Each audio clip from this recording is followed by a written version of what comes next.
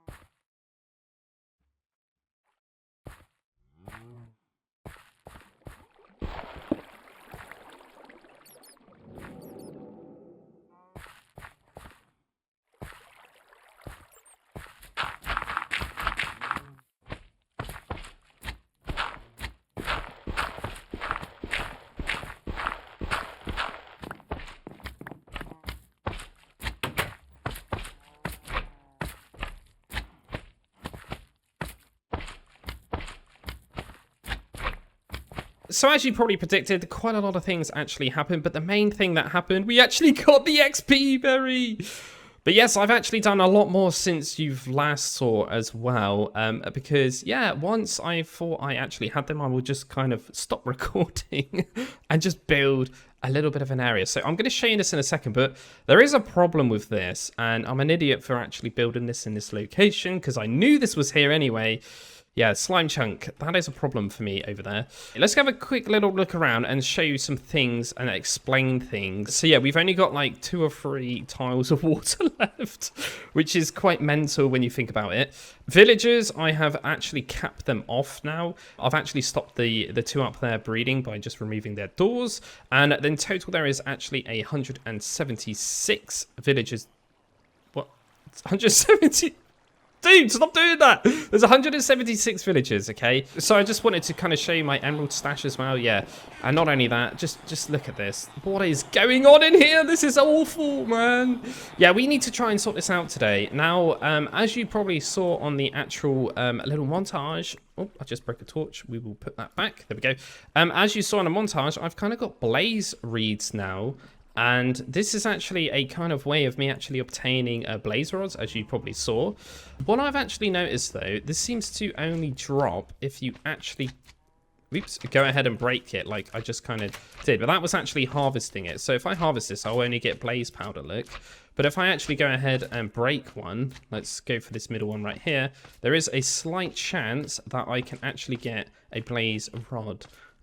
So let's just try it with this one here. Nope, obviously, because I've hit record now. It's not going to happen, is it? Oh no, come on, game. There we go. Oh wow, that one we actually got 2, look, because that one is probably got a bit of a higher stats with the gain and all that kind of stuff. Now, what does blaze rods mean? Now, that means we can actually get hoppers.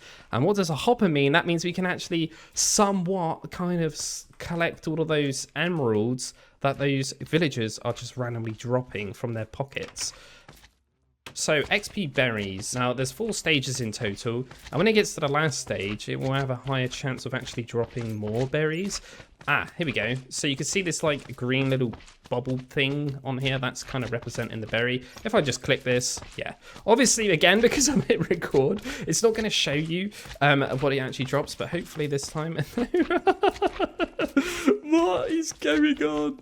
Oh man, this is so weird. Okay, is there any more? Yeah, there's one there, look, okay.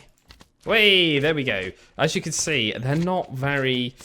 That was like 1 out of 3. I actually got a berry. And if I eat this, you'll see we do get a lot of XP for it. Okay.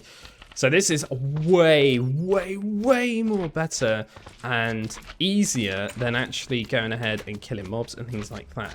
Now, I am going to just quickly turn down my sound because I don't want to hear those squishing slimes anymore. Yeah, I'm a bit of an idiot for building this here. I really should probably think about moving it. But the problem with what I've set it up, as you saw on the montage, I've kind of set this up to have many layers of dirt just to increase the growth speeds. Now, obviously, this doesn't apply to the layer above, but you're probably wondering why I've put skulls there. Now, if I actually look at the tooltip of this and hit Control, it says here, it needs a block of skeleton skull below to fully mature. And when it is fully matured, you will see that kind of like berry looking texture, if you know what I mean, on it. Because right now I can actually harvest these and there is a slim chance I will get berries. There we go. But it's way more efficient to obviously have the skull underneath it because you can get a few more. Now, I know what you're all probably thinking. You need to start kind of making these crops better, Dan, because this is rubbish. Well, yeah, this is what I'm kind of setting up in here. So obviously for me right now, crop sticks are still a little bit expensive. But these 2 here, there's actually a 3x3. If I probably hold this, you might be able to see it a bit easier. There's actually a 3x3 area here with actually skulls underneath it, just set up, ready to rock. So off camera, another thing I'm going to be doing is trying to upgrade these to make them actually produce more, if you know what I mean. Because, again, these kind of crops have stats, as you can see, the GR, GA, and RE stats, which basically mean they grow faster, they have a more easier chance of dropping the seed, and you actually get more drops from your crops. So that's something I need to work on. There is actually a kind of device called a crop analyzer, I think it's called. But yeah, this is completely out of my window right now. Yeah, there's no way in hell I would actually be able to make this at all right now. Cows are still a thing. I'm not really too sure if I'm keeping them yet. I'm probably going to end up killing them all. But I do want to explain something about cows that I've found out about. Sometimes when I've been running past these cows, they've been going crazy, like jumping around and going nuts. And then I actually discovered what was causing it. Get ready for this. Watch this. If you eat beef, they just go mental. What is this mechanic? I don't get it. They just jump out and stuff, and it looks like they take damage as well, which is interesting. So I'm wondering in my head, like, if I want to kill all these, do I just need to eat loads of these and then they eventually would all die in one go? I don't know. I want to kind of try it for some unknown reason because I'm weird. So I just went to my chest and got 15 blaze rods, as you can see, and I'm pretty sure it's just a chest, yep, wrapped around a blaze rods. So let's give this a go. I genuinely don't know what this this does. I please hope it's a hopper. Let me just try one before. Okay. It genuinely is just a hopper, I think. Oh my god. Okay. Huge. Okay, we don't break it with an axe. That's interesting. So we make it with wood, but you break it with a pickaxe. Okay, fair enough. I'm not going to complain, though. That's interesting. So we can make these special little hoppers. That's cool. Good job I spotted that. How and what do I do about this? Now, my initial idea is to kind of try and make these guys go up a little bit of a level and then put them all in a big bubble bath, essentially. So they kind of somewhat drop the emeralds in a pool of water, maybe, and it kind of just funnels into a couple of hoppers or something. I think that's probably the best idea I've got so far. So now comes the question, what do I actually do to move these guys? Thinking about just using like stairs, and what we're going to do is just kind of make a huge staircase. Oh, this is why I need to move them. I just heard one take damage. But yeah, the idea is that I want to go from here maybe. I need to be quick about this, I think. I'm scared that the villagers are dying. Oh no. How long have they been taking damage? Is it really raining again? How is that even possible? It was just literally raining. What? Okay, we need more wood. Oh, better not be a thunderstorm. And if you're actually wondering why I'm actually doing this like this, is because, yeah, they're so low to the ground. If I go down there and try and put water down there, I'm not really going to be able to kind of put hoppers and stuff down there, because remember, this is 1.7.10. we do not have -64. The world ends at Y0, and I can't place any blocks beyond that, if you know what I mean. So yeah, we need to kind of act fast here and move these guys. So these two here will be the middle. So all I need to kind of do is run back and forth about 1,000,000 times to that ginormous ball. Oh no, it's raining and thundering. I've just spotted that in the corner. Oh no, and I've got not enough food to run. Oh dear. Oh dear. Oh dear. Let's go. Quick, quick, quick. So the thunder's all gone now, and it's actually becoming a nighttime. Yes, I've been building this and counting and working this out in my head how to tackle this. I genuinely think that the best option here is to probably go ahead and just literally open this door and let all these guys run up here loose, if you know what I mean.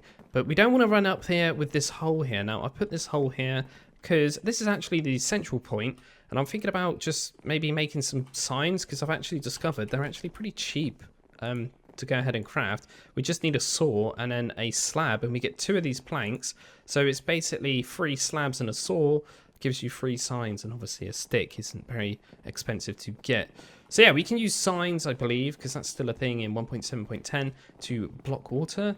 And yeah, we could basically just kind of block off the water here, if you know what I mean. So like, I guess like right there, right, if it does flow that way. But the only problem is we are going to need to go over to this giant ball and get a load of more water, but that's not really too much of an issue.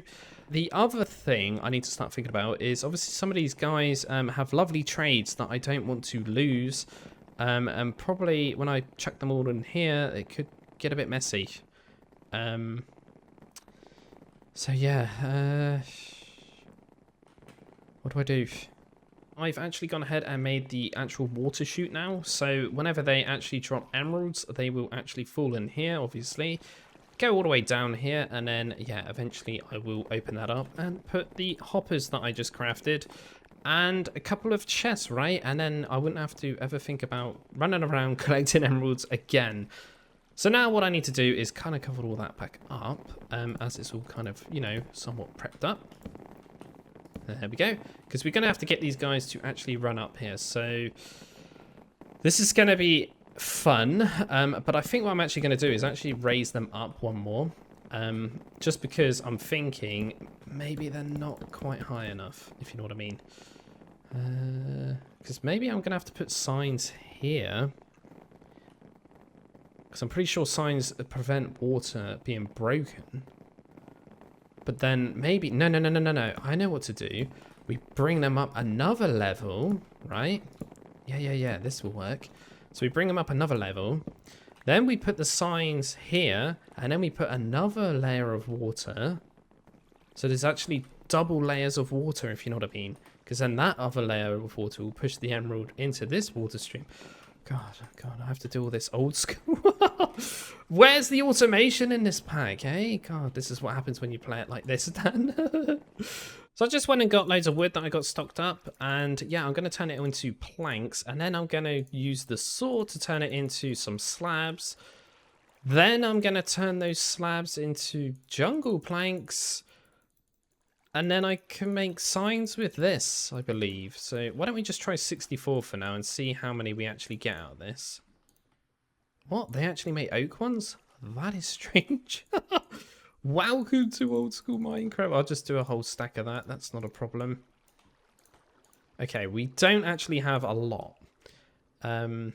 Okay, so they are not really expensive, but they kind of are. But honestly, though, because I've got the XP berries, this obviously isn't going to be a problem for me anymore. I can just go ahead and make a saw, like, pretty easily. So, yeah, they're not very expensive at all. So the next thing we need to do is go and get a load of water. Okay.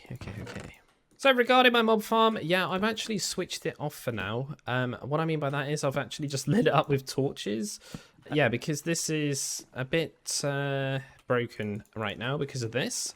But this is good because now I've got a load of water again. I can just hopefully grab all of this like that. There we go. Nice. So before I go ahead and start chucking in the villagers, I am kind of just setting this up. So yeah, the idea is to just kind of do something like this, right? And then when a item obviously falls on the floor, it would end up just going in there essentially. Obviously, if I set this up properly. So every 2, so it would be like that. I will fill this up like that, I think. Just to kind of conserve a bit of water for me here. Oh god, no. Let's try and do this a bit more better. There we go. So the more I think about this, the more actual genius this actually is. Because I'm pretty sure that items in this version of Minecraft do not float. They actually sink, which is interesting. So this is even better. But I'm actually under the impression now, and I'm scared, that villagers might fall through this. Testing required. So I'm on the little test world, as you can see, and yes, I was actually trying to design a bit of an iron farm, because a lot of people were suggesting doing that in the comment section on the previous parts. And yeah, I started to look into it and do a lot more research on it, and it's terrible. In this version of Minecraft, it's like a golem every 6 minutes, so iron farm's terrible. So anyway, I've actually gone ahead and made this little box, so it's not exactly the same, but it's kind of the same sort of concept, right? But I'm thinking like this time, instead of water flowing this way, I would actually put it the opposite direction, maybe. So then the villagers would be always facing against the wall. Do you understand what I mean? So if I put one in, what happens? Oh Christ, he doesn't actually go through! Yes, and now they're going to just bob up and down. Okay, so for safety reasons then, we're going to have it up high. Oh god, he actually fell through. Oh no. That's what I really didn't want to happen. And now he's stuck, and now he's going to fall through. Okay. Let me just try this again, but this time we're going to do it so they would always go in the somewhat center. Yeah, they're falling right through. So before I do say this is a bit of a bust, let me just try this again. I want to see what happens if we do this 2 blocks high. So yeah, it would actually be there, right? So this way is actually unfortunately going to require me to get a lot of water in here. But it might actually work. So let's just try this.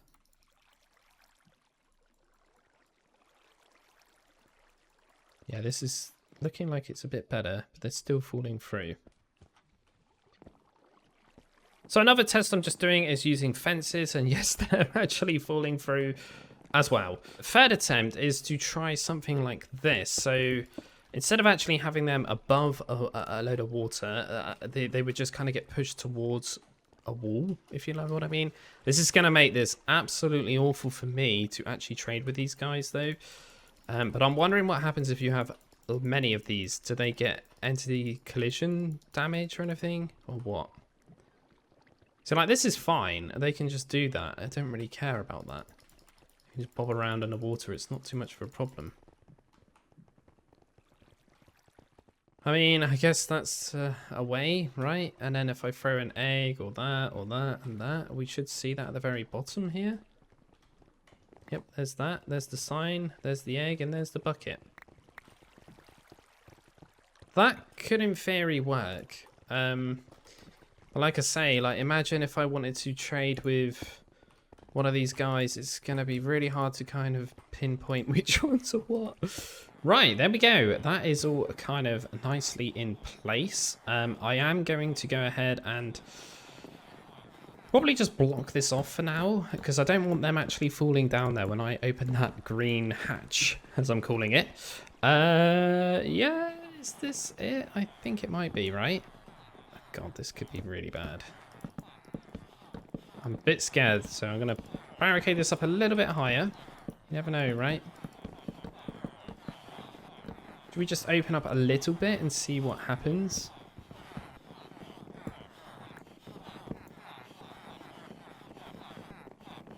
See an emerald there.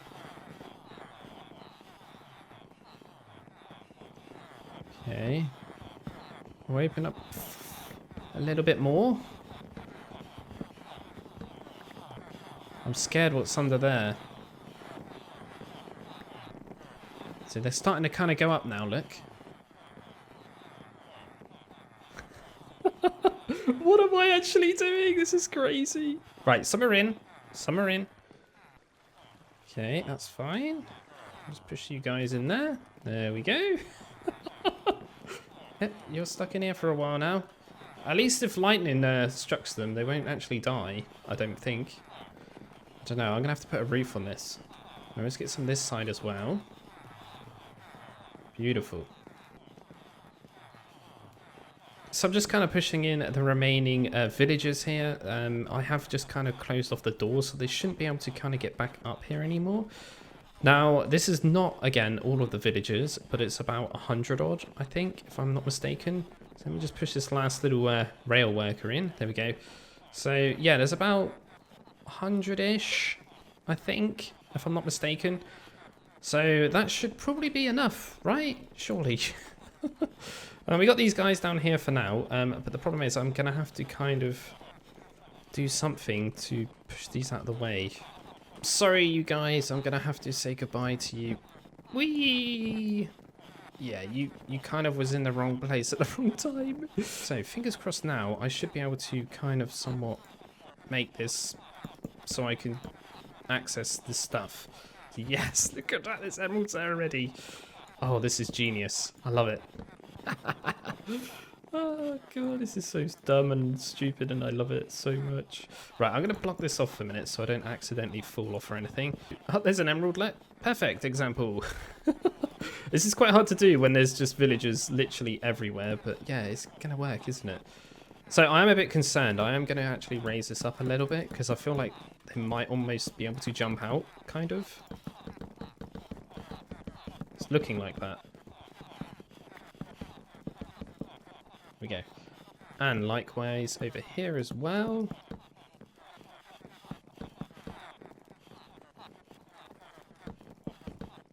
There we go.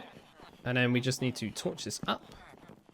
So I've just crafted up a couple chests, as you can see, and I can see the hoppers right there. So yeah, I just need to basically place these things in. Easier said than done, because there's villagers everywhere in this room I'm standing in. There we go.